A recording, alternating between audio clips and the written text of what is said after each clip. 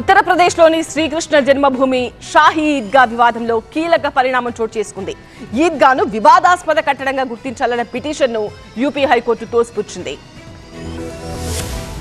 ఉత్తరప్రదేశ్ మధురలో శ్రీకృష్ణ జన్మభూమి షాహీ ఈద్గా వివాదానికి సంబంధించి షాహీ మసీదును వివాదాస్పద కట్టడంగా పరిగణించాలన్న అభ్యర్థనను అలహాబాద్ హైకోర్టు కొట్టేసింది. మధురలో శ్రీకృష్ణ జన్మభూమి నేపథ్యంగా సాగుతున్న కేసులో భాగంగా ఈ పిటిషన్ దాఖలైంది.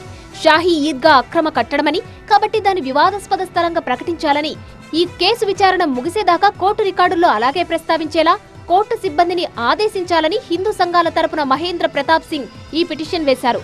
అయితే ముస్లిం సంఘాల తరపు లాయర్ ఈ అభ్యర్థనపై అభ్యంతరాలు వ్యక్తం చేస్తూ వాదనలు వినిపించారు. ఇరువైపుల వాదనలు విన్న సింగిల్ బెంచ్ ఈ పిటిషన్ను కొట్టేసింది.